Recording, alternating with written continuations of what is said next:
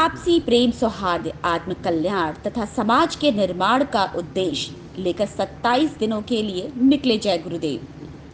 धर्म प्रचारक संस्था मथुरा के अध्यक्ष परम संत बाबा जय गुरुदेव जी महाराज के उत्तराधिकारी पूज्य पंकज जी महाराज अब गोरखपुर जिले के नौसड़ पहुंचे तो स्थानीय लोगों ने घरों से निकलकर काफिले का फूल माला, बैंड बाजा एवं आतिशबाजी के साथ उनका स्वागत किया।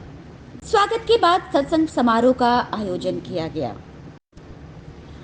अपने सत्संग प्रवचन में पूज्य महाराज जी ने बताया कि सत्संग वह जल है जिसमें स्नान करके जीवात्माएं हंस रूप बन जाती हैं।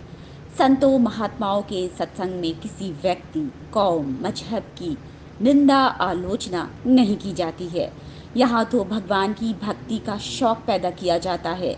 मनुष्य शरीर 84 लाख योनियों में सर्वश्रेष्ठ है, क्योंकि इसमें परमात्मा के पास जाने का दरवाजा है, जिसका भेद संत महात्मा जानते हैं। उन्होंने बताया कि अनेक जन्मों के पुण्य और किसी महापुरुष की दया से यह मानव तन प्राप्त हुआ है।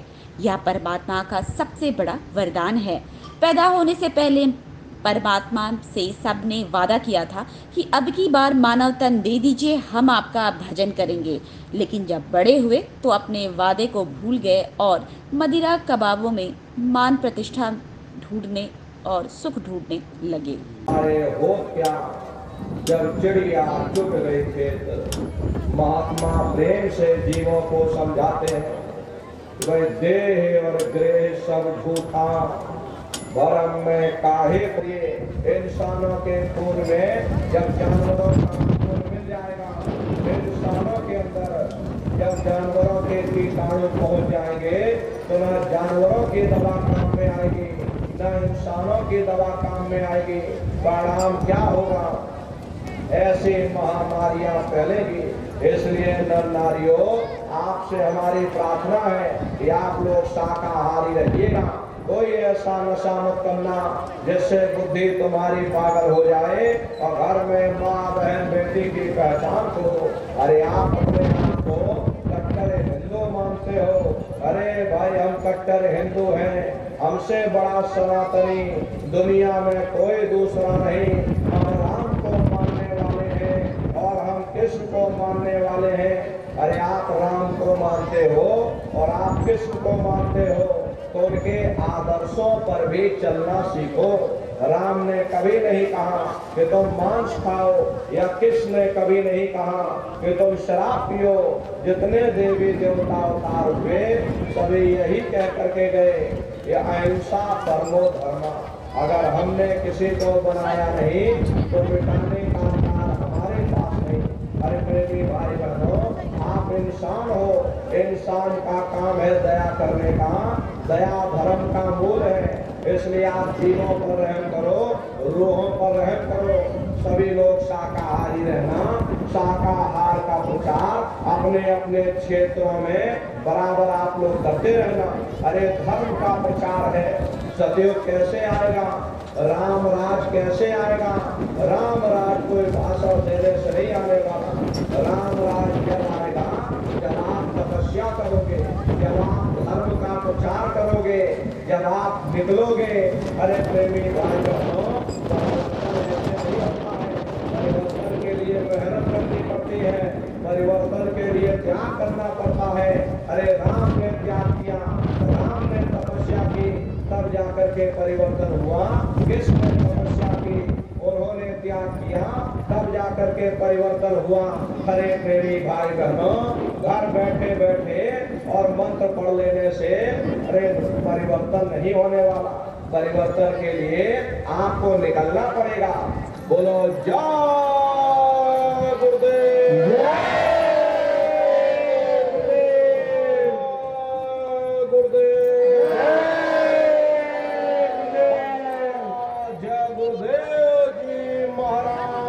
कहना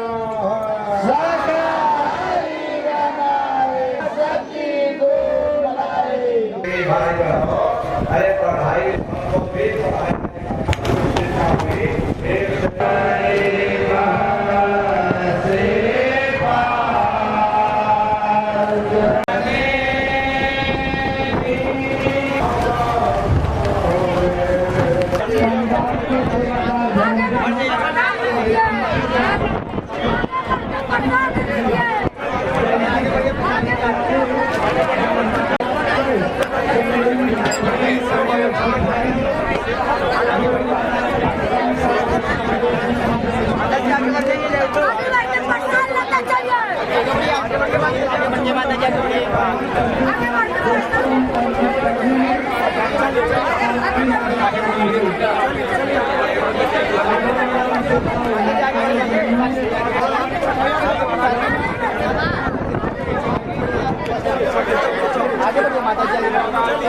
आगे प्रसाद मिल रहा है।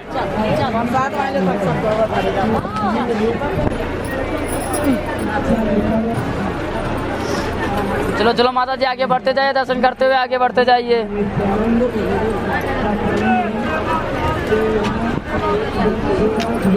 दर्शन करके आगे बढ़ के प्रसाद ले लो। जय गुरुदेव। मैं संतराम चौधरी, जय गुरुदेव आश्रम मथुरा का प्रबंधक और जय गुरुदेव संगत उत्तर प्रदेश का अध्यक्ष हूँ। इस समय 24 मई से 27 दिनों का शाकाहार सदाचार मद्य निषेध आध्यात्मिक जनजागरण यात्रा लेकर के हमारे संस्था के अध्यक्ष पूज्य पंकज जी महाराज निकले हुए हैं और अधिकांश समय महापुरुषों की भूमि गोरखपुर जिले को उन्होंने दिया है। इस ज़िले में आज हमारा अंतिम पड़ाव होगा और कल 16 तारीख को सहजनवा ब्लॉक में सिरैया डाड़